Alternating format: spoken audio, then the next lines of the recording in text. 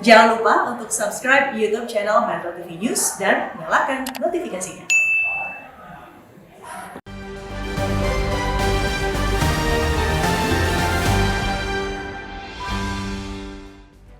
Selamat pagi pemirsa, sektor ekonomi dianggap menjadi faktor fundamental yang membuat tingkat kepuasan publik terhadap kinerja Presiden Joko Widodo merosot tajam menjadi 58,1%. Buruknya pengendalian harga yang menyebabkan naiknya harga bahan pokok merupakan alasan utama ketidakpuasan masyarakat. Tidak ada pilihan lain bagi Presiden Joko Widodo selain melecut kinerja pembantunya di sektor ekonomi untuk lebih keras lagi menggenjot pemulihan ekonomi. Pemirsa, inilah editorial Media Indonesia di hari ini Selasa 17 Mei 2022 dengan tema Cegah Dualisme Kesetiaan Menteri bersama saya Leonard Samosir. Dan editorial Media Indonesia ini juga dapat Anda simak melalui MG Radio Network di frekuensi 94,7 FM di kawasan Jakarta dan sekitarnya. Para pendengar dan Anda semua bisa ikut menyatakan pendapat Anda dengan menelepon nomor telepon 021 583 99 100. Dan pemirsa, pagi ini telah hadir di studio Metro TV bersama saya, Ketua Dewan Redaksi Media Group Eman Saragih. Bang Eman, selamat pagi. Pagi, Bung Leo. Sehat-sehat, Bang? Sehat. Masih pakai masker? Pakai. Masih ada pandemi? Masih. Kita bukan bicara pandemi, kita mau mencegah dualisme kesetiaan menteri. Tapi sebelum kita bicarakan itu, pemirsa dan Bang Eman, kita lihat dulu ada beberapa berita yang menjadi perhatian media Indonesia. Yang pertama ini adalah headline Media Indonesia untuk hari ini terkait dengan kemarin libur Hari Raya Waisak. Waisak momentum perkuat moderasi. Apa artinya ini, Bang Eman? Ya, ini sebetulnya kan untuk selalu kita diingatkan, terutama dalam acara-acara kebesaran keagamaan ya. Iya. Selalu kita diingatkan untuk hidup ini harus hidup dalam keadaan berdamai dengan siapapun. Yaitu sesama anggota masyarakat, ya, tanpa membedakan suku, agama, ras dan sebagainya gitu. Antar golongan ya. Ya, kita ini sama-sama warga negara Indonesia, NKRI. Iya. Nah, ini yang selalu diingatkan. Jadi setiap hari seluruhnya ini harus diingatkan. Betul. Kita hidup berdampingan, damai, saling membantu. Terutama hari-hari kebesaran keagamaan seperti hari kebesaran keagamaan Waisak ini. Ya. Kita harapkan kita bisa benar-benar hidup berdampingan juga ya Bang, karena harus negara kita, bangsa kita beragam dan itu suatu keniscayaan sebetulnya. Kalau orang Manado bilang semua kita bersaudara. Semua kita bersaudara. Oke, kita harapkan itu bisa kita lakukan di dalam keseharian kita. Kita tinggalkan berita itu, kita ke berita selanjutnya kali ini dari halaman 2, halaman dalam di harian Anda pemirsa. Ini mungkin sebagian besar Anda, terutama yang tinggal di kawasan Jabodetabek, atau mungkin di Pulau Jawa ya, saya tidak tahu di pulau-pulau lain, hari-hari ini merasakan cuaca panas ya Bang Elman ya? Sangat panas. Sangat panas dan sangat kemudian panas, berbeda dengan waktu-waktu sebelumnya. Ya. Dan berita ini mengatakan titik panas bermunculan di tanah air. Tapi ini di dalam paragraf pertama berita ini dikatakan deteksi satelit BMKG 47 titik panas yang diduga kebakaran hutan dan lahan. Wah, ini bagaimana nih Bang Elman? Ya, ini kan sebetulnya kan mengingatkan kita semua ya, ya terutama aparat pemerintah daerah ya. Tentu saja Kementerian Lingkungan Hidup dan Kehutanan ya. Betul. Ini harus betul-betul waspada gitu ya. Karena bukan tidak mungkin satu saat kalau kita abai, ini kebakaran di hutan-hutan ini bisa terjadi lagi. Kita ekspor asap lagi. Kita ekspor asap lagi ke negara tetangga kan. Nah ini diingatkan, mumpung belum terjadi, semua terutama pemerintah daerah ya, di tempat titik-titik panasan ini terjadi, betul, harus kewaspadaannya lebih ditingkatkan lagi. Terutama di Sumatera, di Kalimantan ya kan? Iya betul. Ini penting.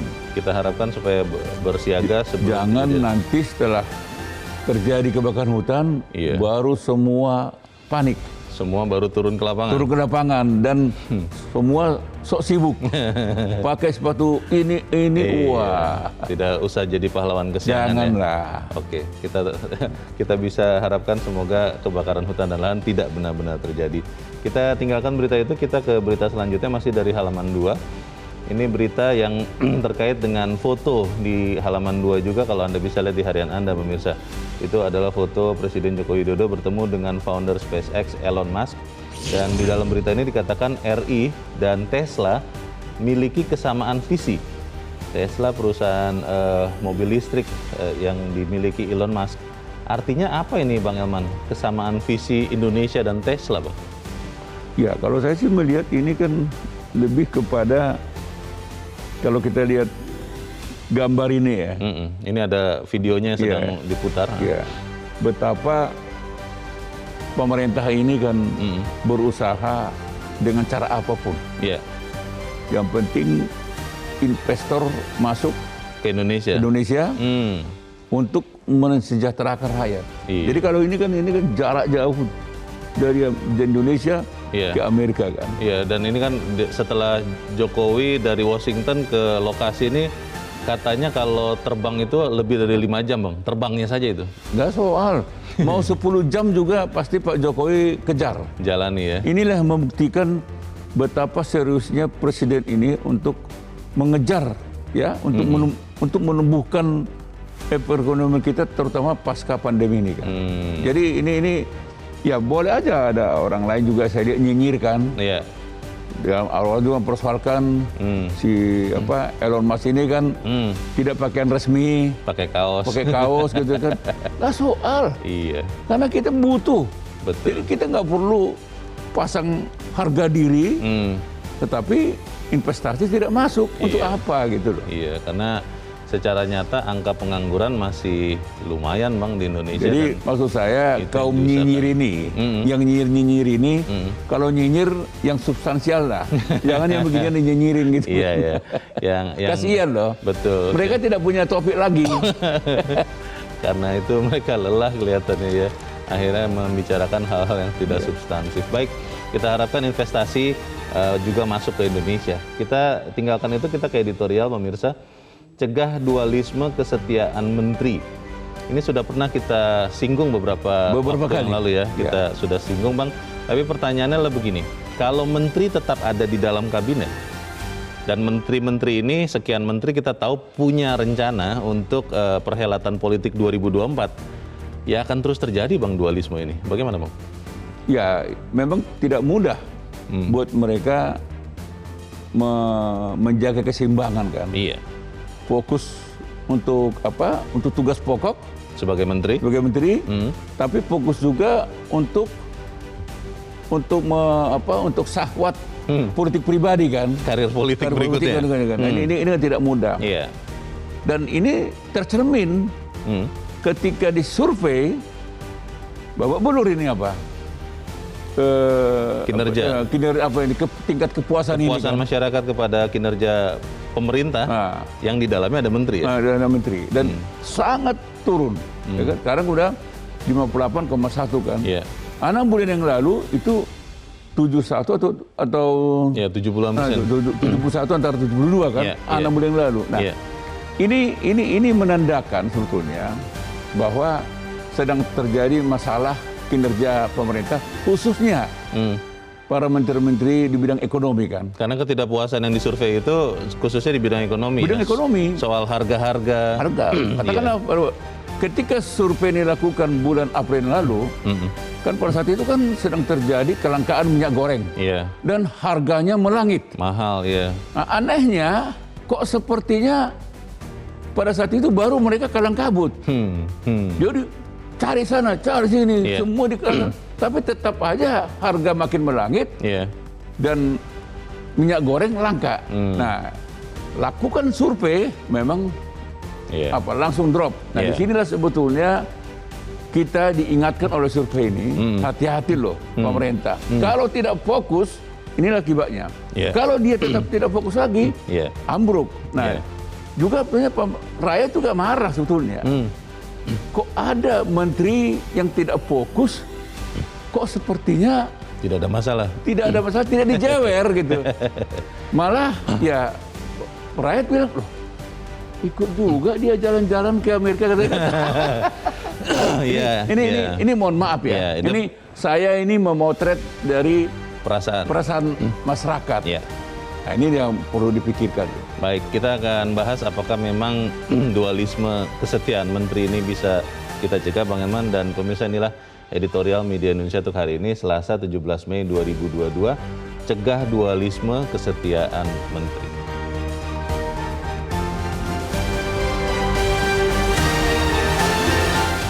Cegah dualisme kesetiaan menteri.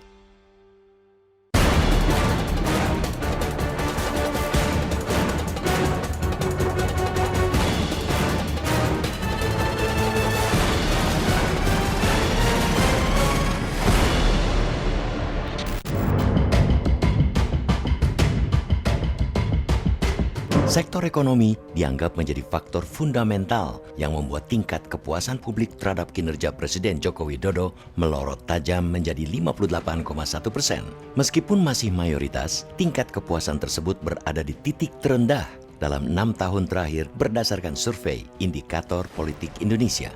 Bahkan dengan survei terakhir, kurang dari 6 bulan lalu, penurunan tingkat kepuasan publik sangat signifikan, yakni 13,9%. Pada Desember 2021, hasil survei menyatakan kepuasan publik terhadap kinerja Presiden Joko Widodo saat itu sebesar 72%.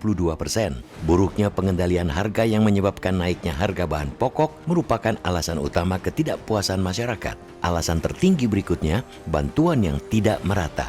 Misalnya, terkait dengan pendistribusian BLT minyak goreng. Faktor lainnya terkait dengan lapangan kerja atau pengangguran hingga pemerintah dianggap gagal menangani mafia minyak goreng. Sebaliknya, masyarakat yang merasa puas dengan kinerja Jokowi beralasan Jokowi dianggap sukses membangun infrastruktur dan berkinerja baik.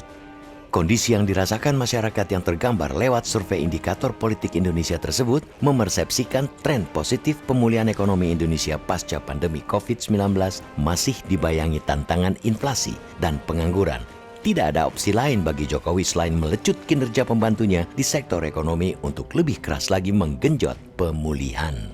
Jangan sampai pemerintahan Jokowi Ma'ruf kehilangan momentum untuk mengerek perekonomian nasional karena kinerja buruk para menteri mereka. Apalagi tantangan kian berat di tahun politik karena kemungkinan terjadinya dualisme kesetiaan dari elit partai politik di kabinet. Dualisme fokus pasti terjadi, yakni para pemimpin parpol yang duduk di kabinet tentu telah menjalankan strategi menuju pemilu 2024. Bagaimanapun, tidak mudah membagi fokus antara menjalankan tugas negara dan melayani syahwat politik pribadi, kelompok, dan golongannya. Terlebih lagi dalam kondisi pemerintahan saat ini yang dalam berbagai hal tidak bisa dikatakan memuaskan. Tentu publik jengah menyaksikan para menteri dengan posisi sentral di sektor perekonomian yang juga ketua umum parpol malah membuat panggung politik koalisi menuju perebutan kekuasaan seusai Presiden Joko Widodo lengser pada 2024. Cukup miris membayangkan jika orang-orang yang sudah diberi amanah untuk mengurus pemerintahan itu justru kehilangan fokus gara-gara sibuk mengejar jabatan yang lain. Tuntaskanlah dulu pengabdian periode saat ini, baru pikirkan langkah periode pemerintahan berikutnya. Belum lagi soal penggunaan fasilitas negara oleh para pejabat saat berkampanye. Pengalaman pada sejumlah pemilu dan pilkada yang lalu-lalu membuktikan penggunaan fasilitas negara itu masih banyak dilakukan. Bahkan memanfaatkan jabatan di kabinet untuk menaikkan elektabilitas kini cenderung menjadi kelaziman. Karena itu, Presiden Jokowi harus memastikan hal semacam itu tidak terjadi. Para menteri tidak hanya di bidang perekonomian, begitupun di sektor lainnya, harus dipastikan tetap fokus bekerja. Jangan biarkan sibuk seenaknya sendiri melakukan manuver terkait dengan pemilu 2024. Jika mereka tetap tidak memedulikan, mestinya evaluasi terhadap posisi mereka mutlak dilakukan. Presiden tentu ingin dikenang sebagai pemimpin yang meninggalkan warisan kinerja yang baik.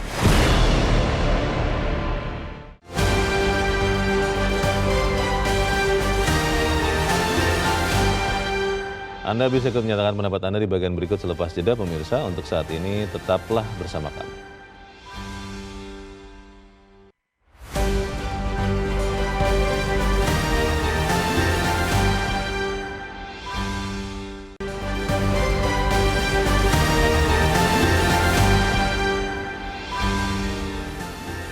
Terima kasih pemirsa, Anda masih bersama kami di Editorial Media Indonesia. Bang Elman, sebelum kita berdiskusi, kita mau bertanya dulu Bang. Kita sudah tersambung lewat saluran telepon dengan Direktur Eksekutif Indikator Politik Indonesia, Burhanuddin Muhtadi. Mas Burhan, selamat pagi. Pagi.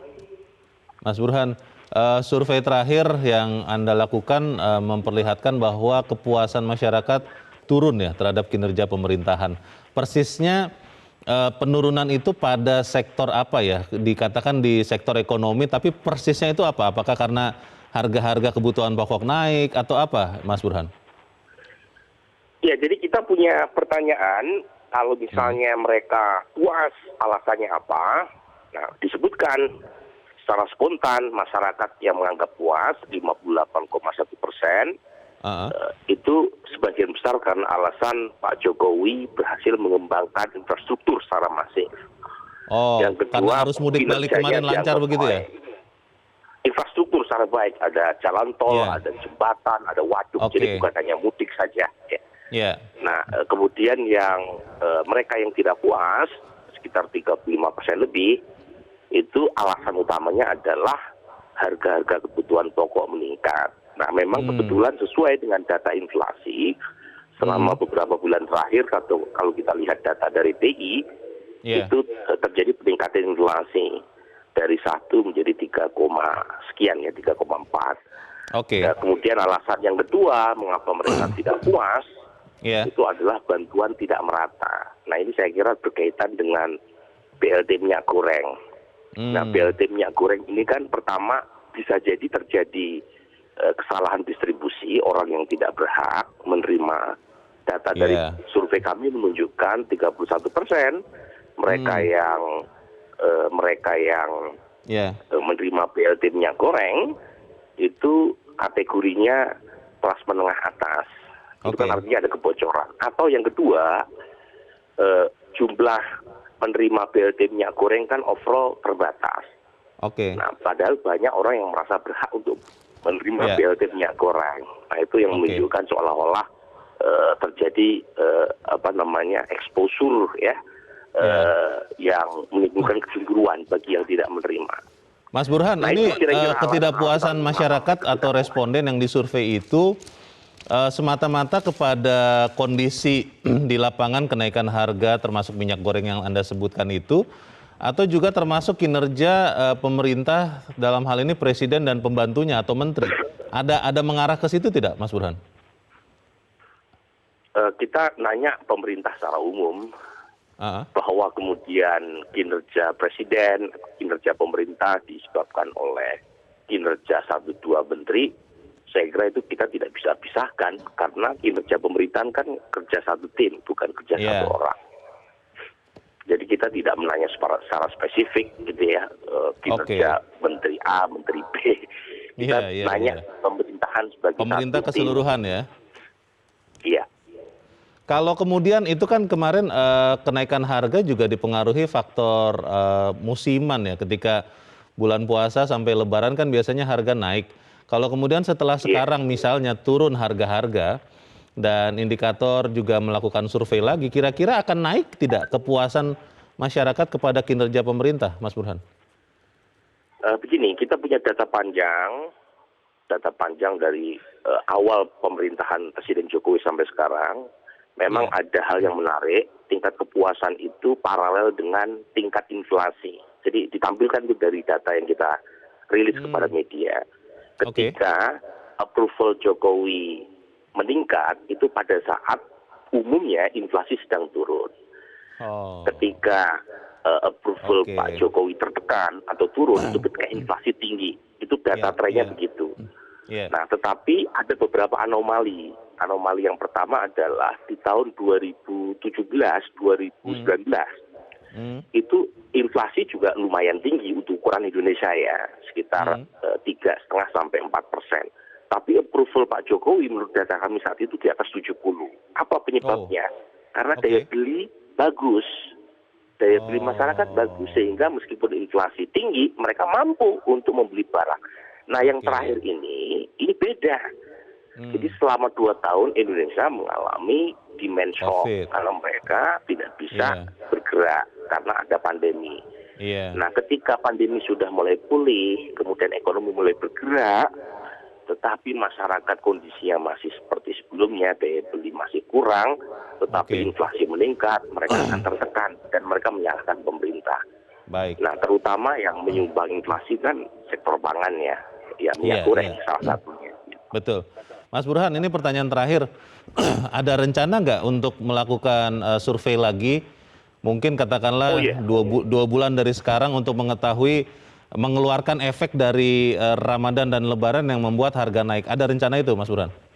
Oh tentu ya. Memang kemarin kan dilakukan persis setelah Lebaran. Jadi setelah 2 tahun pandemi ada peningkatan inflasi, apalagi di masa Lebaran ya.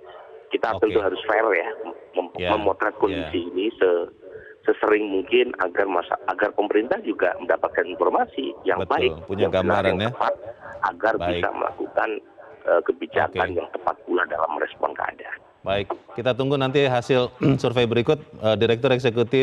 Direktur Indikator Politik Indonesia, Burhanuddin Muhtadi, terima kasih sudah mencerahkan kami pagi ini. Selamat pagi, Mas Burhan. Pagi.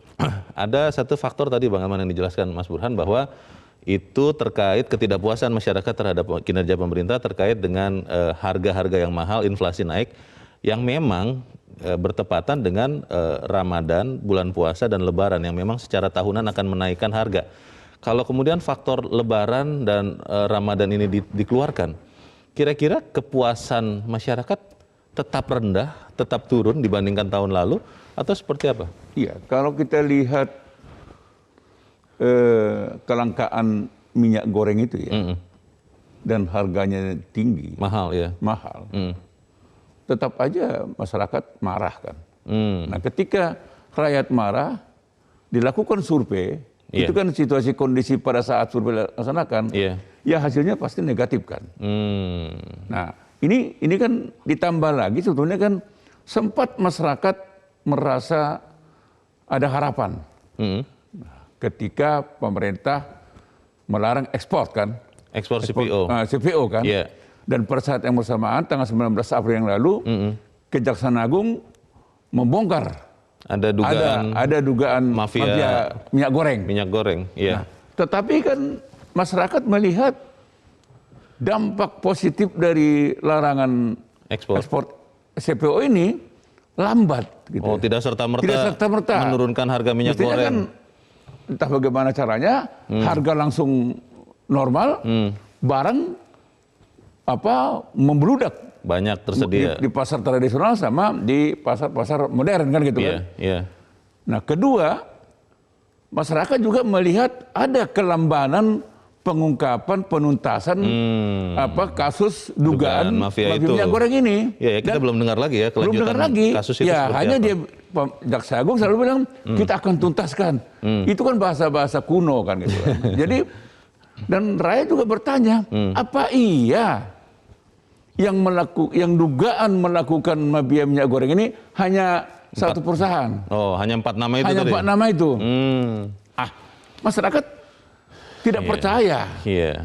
Tidak percaya. Jadi masyarakat juga ada kesan ini penegak hukum ya tanda kutip ya tebang pilih juga gitu kan. Nah, ini berarti kan ini yang membuat menambah kemarahan masyarakat. Tapi pertanyaannya begini Bang, apakah memang ketidakpuasan masyarakat karena tingginya harga-harga tadi termasuk minyak goreng salah satu yang disebutkan juga di dalam survei itu memang karena faktor global, kan kita tahu harga CPO itu sedang naik karena kondisi dunia juga Bang, atau memang juga karena pengaruh dari menteri-menteri ekonomi khususnya yang tidak fokus, karena itu kan yang kita pertanyakan sekarang, apakah memang ketika menteri-menteri di bidang ekonomi tidak bisa fokus karena sedang mempersiapkan karir politik 2024, itu yang membuat kemudian kepuasan masyarakat turun?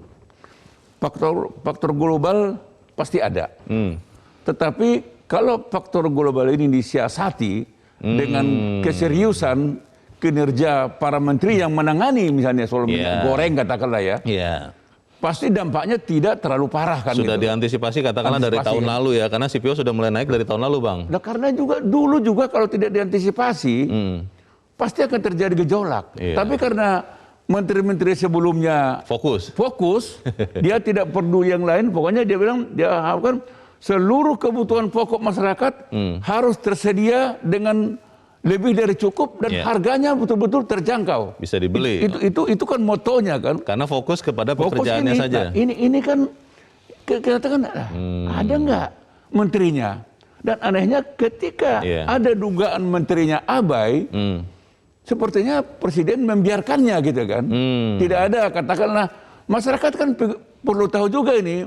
Kalau ada menterinya yang harus dievaluasi, evaluasi dong. Terserah. Apakah hasil evaluasi harus diresapel atau paling tidak kan rakyat perlu tahu, dimarahin. Teguran keras. Teguran keras. Nah ini kan penting. Tetapi ini kan masyarakat tidak lihat. Jadi sebetulnya ini survei ini cermin dari banyak hal kan. Jadi apa yang dikatakan oleh Burhanuddin tadi kan udah benar. Jadi mereka akan terus secara menerus melakukan survei kan. Ini penting juga. Makanya saya beranggapan pemerintah harus memandang positif survei ini. Beruntunglah pemerintah ada survei. Meskipun hasilnya menunjukkan bahwa kepuasan masyarakat kepada pemerintahnya turun. Loh, walaupun turun, tapi kan pemerintah tahu, turun. Ada peringatan awal. Ada peringatan awal. Early warning, Bayangkan kalau tidak ada survei. Turun langsung merosot dan porak-poranda kan, itu kan kita tidak bagus. Jadi nah sebetulnya kan pemerintah sendiri juga diam-diam harus melakukan perbaikan. Survei juga. Jadi tidak boleh juga mengandalkan survei eksternal. Tetapi kalau pemerintah melakukan survei harus benar-benar objektif. Jujur. Tidak untuk asal Bapak senang. Asal Bapak senang kan gitu. Bang, tapi kembali lagi ke pertanyaannya. Kalau kemudian memang nanti misalnya ya survei yang dilakukan indikator dan teman-teman surveyor yang lain menunjukkan bahwa setelah tidak ada faktor Ramadan dan Lebaran, harga-harga itu masih tetap belum turun signifikan. Dan itu berpengaruh kepada kepuasan masyarakat terhadap kinerja pemerintah. Katakanlah bulan Juni, bulan Juli. Apakah itu artinya pemerintah masih harus banyak bekerja lebih baik lagi untuk memperbaiki keadaan? Begini intinya, Bung Jo. Saya tadinya berharap, rakyat berharap tadinya, begitu ada larangan ekspor CPO, mestinya para pengusaha-pengusaha yang selama ini bergerak untuk yang mengekspor dan menyediakan minyak goreng ini, mereka juga harus memahami bahwa mereka melakukan kesalahan kan. Tapi kalau kita lihat ini udah hampir 1 bulan kan ini kan. Saya lihat pengusaha-pengusaha ini tidak peduli atau mungkin ada sektor yang diabaikan pemerintah. Katakanlah mungkin pengusaha ini sudah serius menghasilkan minyak goreng dan supaya cepat nyampe kepada tangan masyarakat, tapi pendistribusiannya. Jalur distribusinya. Jalur distribusinya. Ini jangan-jangan juga aparat pemerintah tidak memperdulikan soal ini. Baik.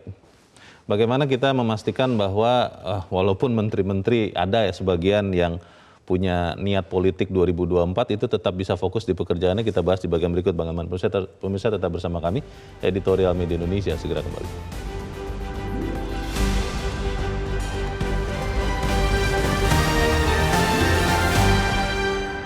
Terima kasih pemirsa karena Anda masih bersama kami di Editorial Media Indonesia, dan saat ini Bang Elman waktunya kita mendengarkan masyarakat bagaimana pemirsa Metro TV melihat dualisme kesetiaan menteri ini. Kita sudah terhubung dengan pemirsa Metro TV di Curup Bengkulu, ada Pak Edward. Pak Edward, selamat pagi Pak. Selamat pagi Bung Leo, selamat pagi Bung Hilman. Selamat pagi, silakan Pak Edward. Sangat menarik ini, juga dualisme kesetiaan menteri. Jadi tolong disadari betul bahwa track record itu menentukan elektabilitas. Nggak bisa citra itu dibangun dalam sekejap. Rakyat sudah tahu siapa-siapa yang harus. Nah, dan ini juga menjadi ujian bagi menteri-menteri. Apakah mereka seorang negarawan yang diberi amanah menjalankan dengan sebaik-baiknya? Kalau mereka abai, tenggelamlah mereka. Dijamin, rakyat sudah cerdas, rakyat sudah menilai. Nah, kalau ada menteri-menteri yang coba-coba meninggalkan ini, mereka jangan akan menyesal nanti. Sekarang kerjalah. Berbakti kepada negara, tidak harus jadi presiden. Jadi menteri pun sudah cukup berbakti kalau ingin berbuat. Berbuatlah untuk bangsa. Perbuatan yang baik akan menghasilkan yang baik juga belakangnya. Itu yang pertama. Yang kedua saya bilang, soal survei, itu pemerintah harus berterima kasih banyak dengan tim survei. Seperti yang disampaikan Bung Herman. Pemerintah bisa mengevaluasi diri, bisa introspeksi. Apa yang harus diperbuat? Kita sadar betul, memang banyak menteri-menteri yang bekerja di bawah forum sekarang. Dan dampak-dampak lain yang membuat kenapa ketidakpuasan masyarakat. Salah satunya meningkat harga. Tadi Bung Hilman sudah katakan bahwa ini ada pengaruh global. Nggak bisa kita pungkiri ada pengaruh momen lebaran dan lain-lain hal yang memang rutin harga akan meningkat. Tapi tolong diingat, bahwa kalau kenaikan harga, kita ambil contoh satu, sawit. Iya. Sawit itu sudah nggak boleh ekspor. Apa? Iya. Ada segelintir orang yang cuma 7% dari penguasaan lahan itu menjerit sekarang, teriak-teriak di Oke. sosmed di mana-mana. Itu Iya. ya sawit Iya. tani itu yang kecil. Nah sekarang Iya. saya bingung, pemerintah sudah ngambil kebijakan, tidak lama lagi kabarnya Bulog akan menangani Baik. pendistribusian minyak goreng Minyak sampai ke goreng. daerah. Oke. Ya, kabarnya. Tapi kan ini kan tidak bisa simsalabim, Bung Ya, Iman. Pak. Ada Butuh waktu, ya. tatapan yang harus dijalankan Oke. karena ini menyangkut. Saya berharap Menteri fokus dengan pekerjaannya. Citra tidak bisa dibangun dalam sekejap. Citra Baik. akan dibangun, akan terbentuk dari Ya. track record yang lama. Mudah-mudahan mereka tetap mengabdi sebagai warga negara yang baik, punya integritas, Baik. menjalankan keamanannya dengan baik. Terima kasih. Terima kasih Pak Edward di Curug Bengkulu. Selamat pagi Pak. Di belakang Pak Edward ada Pak Sukiwi di Medan, Sumatera Utara. Pak Sukiwi, selamat pagi. Ya, selamat pagi Bung Leo, selamat pagi Bung Helman. Selamat pagi Pak Sukiwi. Silakan Pak, pendapat Anda Pak, singkat padat saja, silakan. Ya, kalau menurut pendapat saya, mencegah dualisme kesetiaan menteri ini sulit. Berhubung kenapa? Karena apa? Ketua partai seharusnya tidak boleh diangkat jadi menteri. Kenapa? Ketua partai ini dia kan itu pemimpin tertinggi dari partainya. Dia pasti Yeah. punya ambisi. Dia punya ke satu ambisi untuk mau jadi presiden. Makanya kan pernah juga sekali itu ketua partai kan diajukan nggak boleh jadi menteri. Tapi sekarang kan ketua partai sudah dijadikan menteri. Kalau Yeah. dia terjadi dualisme itu ya sah-sah aja. Dia pasti berpikir bagaimana duduk sebagai menteri untuk memperbesar partainya. Ya. Yeah. Jadi satu Yeah. kelompok dia untuk kepentingan umum, satu kelompok dia juga untuk kepentingan golongannya, Iya. untuk partainya. Nah, Iya. kembali lagi sekarang yang masalahnya yang terjadi, presiden berani nggak menegur. Nah, berhubung presiden Iya. kita sekarang ini adalah presiden yang bukan ketua partai, itu yang Oke. paling sulit. Kalau Iya. presiden kita ini ketua partai itu mudah, ya Iya. dia bisa tegur, dia boleh reshuffle, tapi sekarang dia nggak berani. Kalau dia reshuffle ketua partainya, pasti ini partainya akan menjadi oposisi. Nah, ini yang Iya paling juga sulit. ya. Kalau menurut pendapat saya sulit sekali untuk mencegah dualisme Baik. ini. Kembali Baik. lagi sekarang kembali lagi kepada niat daripada menteri ini. Dia apakah Ya. menteri yang amanah atau tidak? Itu aja. Oke. Terima kasih. Terima kasih Pak Sukiwi di Medan, Sumatera Utara. Selamat pagi Pak. Di belakang Pak Sukiwi ada Pak Karel di Manado, Sulawesi Utara. Pak Karel, selamat pagi. Halo Pak Karel. Pak Karel di Manado, Sulawesi Utara, selamat pagi. Kelihatannya tidak terhubung, nanti mungkin akan kita coba lagi. Tapi Bang Eman kalau mendengarkan pendapat dari khususnya Pak Sukiwi tadi ya barusan ya, itu membukakan pikiran bahwa ya memang susah ketika ketua umum partai politik yang berbeda partainya dengan presiden menjadi menteri, apa iya bisa diharapkan untuk misalnya mengikuti visi presidennya, karena menjelang 2024 apalagi sekarang faktanya Presiden Jokowi tidak bisa lagi maju untuk menjadi presiden, ya pasti akan terkalahkan itu visi presiden itu dengan strategi atau target pribadi dari menteri yang ketua umum parpol atau memang punya rencana untuk maju di 2024, Bang. Ya, memang dilematis ya. Iya. Memang kalau tadinya kita ini sebetulnya nggak bagus juga kita memutar arah jarum jam lagi ya. Jadi kita kembali lagi sebenarnya Iya. sebelum 2014 kan gitu kan. Kalau itu dilaksanakan misalnya bahwa Ketua umum parpol partai tidak masuk ke dalam kabinet. kan gitu. Iya. Kan. Itu kan dulu kan. Iya. Tapi kan untuk Iya. periode kedua ini kan bebas saja kan gitu. Nah, memang ini resiko juga. Oke. Nah, disinilah sebetulnya yang diharapkan para menteri ini juga harus tahu diri. Jangan sampai memaksa presiden harus katakanlah meresapel dia kan gitu kan. Iya. Kan tadi kan Pak Edward kan bilang mengabdi itu kan tidak hanya menjadi presiden. Mengabdi itu juga kalau dia maksimal jadi menteri, Iya. itu kan mengabdi untuk bangsa dan negara dan bahkan mungkin jauh lebih bagus dia punya pencitraan kan. Karena dia betul-betul serius mengabdi. Karena itu real ya. Real. Bukan dibuat-buat citranya. Tidak ada pencitraan di situ Oke, kan. iya. Jadi elektabilitasnya pun otomatis naik. Betul. Tapi kalau dia hanya mengandalkan jabatan, jabatan ini untuk meningkatkan elektabilitas, yang seperti dikatakan Pak Edor tadi itu dia kan akan nyungsap juga. Baik, gitu kan. Bang Eman, apakah nanti kemudian harus ada perubahan penyusunan atau struktur di dalam kabinet? Maksudnya, apakah menteri-menteri ini sebaiknya memang tetap di dalam atau keluar dari kabinet? Kita bahas di bagian berikut. Pemirsa tetap bersama kami, Editorial Media Indonesia segera kembali.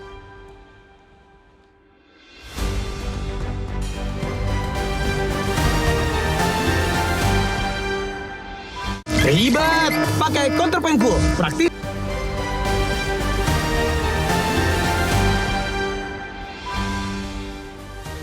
Terima kasih pemirsa, Anda masih bersama kami di Editorial Media Indonesia. Kita di bagian akhir dari diskusi kita pagi ini. Bang Eman, kalau menteri itu kan pembantu presiden. Kalau presidennya kurang terbantu, maka biasanya kan menterinya harus diganti. Reshuffle gitu ya. Reshuffle.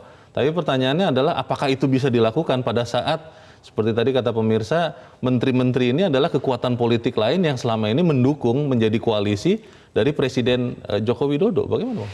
Ya, sebetulnya kan ya kita tidak enak untuk menyatakan yang sebenarnya. Ya kan? Kan tidak mudah juga buat presiden kan? Pasti. Nah, tetapi ketika terjadi masalah batu bara, lalu presiden yang turun tangan. Langsung ambil alih. Ambil alih. Larang ekspor batu bara selama sekian hari. Ketika terjadi kelangkaan minyak goreng tidak ada di pasaran, harga melangit, langsung presiden turun tangan. Akhirnya kan gitu. Larang kan. ekspor CPO juga. Larangan ekspor CPO presiden juga kan. Nah, itu kan sebetulnya menandakan kan bahwa kabinet ini yang bekerja sampai bercucuran keringat itu hanya presiden kan. Iya. Nah, artinya, pertanyaannya di mana menteri-menteri yang lain? Kan gitu kan. Lalu kedua, kalau dikerucutkan lagi, pertanyaannya, apakah para menteri ini masih punya persediaan malu di dalam dirinya gitu kan? Rasa malu. Rasa malunya. Saya khawatir tidak punya rasa malu. Kalau mereka punya rasa malu, ketika batu bara ditangani oleh seorang presiden, ya misalnya menteri yang bersangkutan juga tahu diri kan gitu kan. Memperbaiki kinerja. Nah, kalau tidak bisa bekerja, ya kalau di Jepang kan harakiri kan. Lempar handuk putih. Lempar handuk putih kan itu. Nah, demikian juga minyak goreng. Demikian juga yang lain kan. Nah, contoh misalnya, ketika presiden harus bertemu dengan seorang Elon Musk. Langsung presiden sendiri. Kan. Ini kan sebetulnya kan tidak perlu harus presiden kan. Memang saya tahu Elon Musk ini kan sudah dirintis oleh Luhut kan, bagus. Menko Marinvest. Nah, artinya ini di sektor ini bagus kan. Maksud saya contoh-contoh yang lain kan. Ini kan menandakan presiden kita ini kan tidak mau setengah hati kan. All out dia. Menterinya sudah lakukan, tapi dia maju juga. Tetapi kan mestinya ke depan cukup ditangani oleh seorang menteri. Betul. Karena menteri itu kan mewakili pemerintah. Iya, pembantu presiden. Apakah harus presiden? Apakah para pengusaha ini tidak percaya kepada para menteri? Ini kan banyak hal yang bisa dicerminkan dari foto-foto seperti ini. Untuk menteri-menteri yang memang kita tahu punya niatan politik 2024, Bang, dan masih ada di dalam kabinet, apa yang mereka harusnya lakukan sekarang supaya kemudian tidak menyulitkan juga posisi presiden? Karena kalau presiden disudutkan untuk memecatnya, menggantinya, itu kan konsekuensi politisnya juga besar. Bagaimana, Bang? Ya, untuk saat ini kan tidak mudah buat presiden untuk meresapel kan. Betul. Tidak mudah. Hanya menurut saya yang harus dilakukan para menteri ini, jangan mempermalukan dirinya. Dan sekarang ini, ketika katakanlah survei ini membuat pemerintahan ini kinerjanya dinilai merosot, ini kan sebetulnya kan gambaran daripada kinerja pemerintah. Termasuk menteri? Terutama menteri. Ya memang tanggung jawab ada di presiden. Nah, kalau mereka tidak punya rasa malu, ya saya nggak tahu lagi. Ini kan menterinya kan mestinya kan ini kan negarawan kan. Iya. Orang yang tidak perlu dimarahin mestinya tahu diri kan gitu. Kan bukan anak SD kan, bukan anak TK kan. Bukan. Ini kan para negarawan, orang pilihan. Iya. Tidak semua orang bisa jadi menteri. Iya. Jadi mestinya ketika mereka jadi menteri, itu harus dijadikan pengabdian buat nusa dan bangsa kan. Segenap jiwa raga ya. Segenap jiwa raga. Dia tidak, mestinya dia tidak etis punya agenda lain. Apalagi kalau memanfaatkan jabatan sebagai menteri untuk tujuan-tujuan syahwat politik pribadi. Iya. Kasarnya untuk menjadi presiden 2024. Iya. Kan sebetulnya tadi kan Tidak Pak etis, Edward kan bilang, kalau kinerja kamu bagus, kamu betul-betul dilihat oleh masyarakat mengabdi, Itu kampanye yang bagus. itu kampanye yang bagus, Iya. itu asli, Iya. 24 karat, tidak pencitraan. Nah, sekali lagi saya mengatakan ya, kalau mau survei pemerintah ini ke depan lebih bagus, ya perbaikilah kinerja, dan Kejaksaan Agung juga harus kerja. Oh, soal dugaan Mafia minyak goreng itu. ini. Oke. Nah, kalau ini kan rakyat nunggu kok. Iya. 4 orang ditangkap, ditahan. Lalu apa iya hanya 4 orang ini? Yang bisa membuat minyak goreng gonjang-ganjing. Masa sampai bisa goncang seluruh jagat ini Iya. hanya perbuatan 4 orang ini? Iya. Tidak masuk akal. Iya. Lah berarti kan mana lagi kan gitu? Iya. Belum lagi kedengaran juga kan. Ada juga katanya, kalau kita baca di koran kan ada juga ketangkap. Tangkap oleh penegak hukum. Mau melalui jalur-jalur tikus gitu Oh, kan. kapal-kapal Kapal-kapal. bawa minyak goreng, CPO ya. Nah ini gimana nasibnya? Jelaskan dong kepada masyarakat. Iya. Ketika ditangkap, ini udah begini nih. Oke. Mana kok nggak ada tersangkanya gitu loh. Kalau setelah survei ini ternyata tidak juga ada perubahan kinerja pemerintah, menteri, itu bagaimana Bang? Saya sih yakin pasti akan berubah. Saya yakin seorang presiden ini, Iya. ini kan presiden kita ini kan pekerja keras. Iya. Yang menjadi soal memang menteri. Nah makanya menurut saya presiden segera memanggil, ya usahlah kalau presiden tidak mau, Oke. rakyat tahu dia memarahin, ya udah diam-diam aja marahin gitu ya. Yang penting kinerjanya Tapi meningkat. ancam juga, Oh, diancam juga. ancam juga kalau kau nggak mau berubah, kau tetap menteri. Tapi pekerjaan kau saya tangani. Jadi nanti bisa aja misalnya tiba-tiba menterinya nggak usah dikasih pekerjaan, tapi presiden yang mengambil alih kan, kan boleh juga cara. Bisa juga. Tapi kan, jadi gitu. aneh gitu ya. Semoga kabinet kita tidak menjadi aneh. Bang Elman Saragih, terima kasih sudah hadir di tempat ini. Selamat pagi Bang. Pagi. Pemirsa, para menteri harus dipastikan tetap fokus bekerja. Jangan biarkan sibuk melakukan manuver terkait dengan pemilu 2024. Kalau mereka tetap tidak peduli, mestinya evaluasi terhadap posisi mereka mutlak dilakukan. Saya Leonard Samosir, berterima kasih Anda sudah menyaksikan. Tetap pakai masker Anda karena pandemi COVID-19 masih ada. Selamat pagi, sampai jumpa.